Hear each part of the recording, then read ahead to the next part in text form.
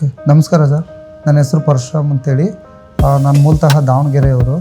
ನಾನು ದಾವಣಗೆರೆಯಿಂದ ಇಲ್ಲಿಗೆ ಬಂದು 15 ಇಯರ್ಸ್ ಆಯಿತು.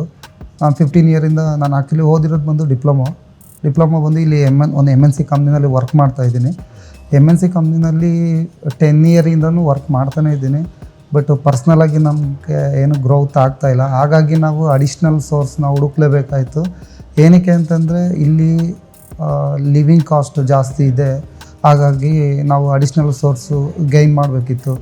ಹಾಗಾಗಿ ಅದಕ್ಕೆ ಆಲ್ಟರ್ನೇಟ್ ನಾವೇನು ಹುಡುಕಿದ್ವಿ ಅಂತಂದರೆ ಟ್ರೇಡಿಂಗಿಂದ ನಾವು ದುಡ್ಡು ಮಾಡ್ಬೋದು ಅಂತ ತುಂಬ ನ್ಯೂಸಲ್ಲಿ ಎಲ್ಲ ನೋಡಿದ್ವಿ, ಚೆಕ್ ಮಾಡಿದ್ವಿ. ಅದಾದಮೇಲೆ ತುಂಬ ಜನ ಸಜೆಸ್ಟ್ ಮಾಡಿಸಿದ್ರು ಸೀನಿಯರ್ಸು. ಅವ್ರದ್ದು ರೆಫರೆನ್ಸ್ ಮುಖಾಂತರ ನಾವು ನೋಡೋಣ, ಎಲ್ಲರೂ ಹೇಳ್ತಾ ಇದ್ದಾರೆ. ಕೆಲವ್ರು ಹೇಳ್ತಾರೆ ಇದು ಗ್ಯಾಂಬ್ಲಿಂಗ್ ಅಂತಾರೆ, ಇನ್ನು ಕೆಲವ್ರು ಹೇಳ್ತಾರೆ ಇಲ್ಲ ಇದು ಆ್ಯಕ್ಚುಲಿ ಒಂದು ಬಿಸ್ನೆಸ್ ಅಂತಲೂ ತುಂಬ ಜನ ಹೇಳಿದ್ರು ಸೀನಿಯರ್ಸು. ಹಾಗಾಗಿ ನೋಡೋಣ, ಇಲ್ಲಿ ಬಂದು ಜಾಯ್ನ್ ಆದಮೇಲೆ ಅದು ಏನು ಅಂತ ಗೊತ್ತಾಗುತ್ತೆ, ಇದು ಗ್ಯಾಂಬ್ಲಿಂಗಾ ಅಥವಾ ಬಿಸ್ನೆಸ್ಸು, ಸ್ಟಡಿ ಪರ್ಪಸ್ಸು ಅಂತ.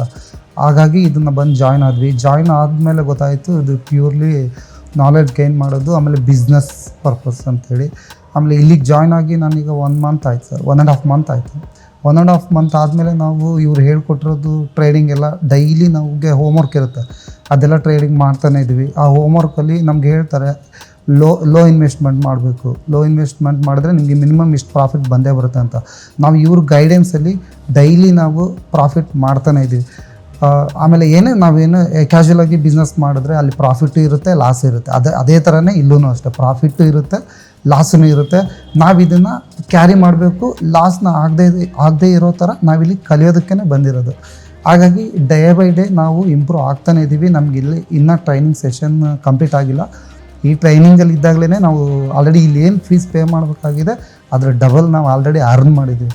ಯಾಕಂದರೆ ಈಗಲೂ ಮಾಡ್ತಾನೆ ಇದ್ವಿ. ಟ್ರೈನಿಂಗ್ ಮುಗಿಯೋದ್ರೊಳಗೆ ನಾವು ಒಳ್ಳೆ ಫ್ಯೂಚರ್ನ ಕಂಡ್ಕೊಳ್ತೀವಿ ಅಂತ ನಾನು ಹೇಳೋಕ್ಕೆ ಇಷ್ಟಪಡ್ತೀನಿ.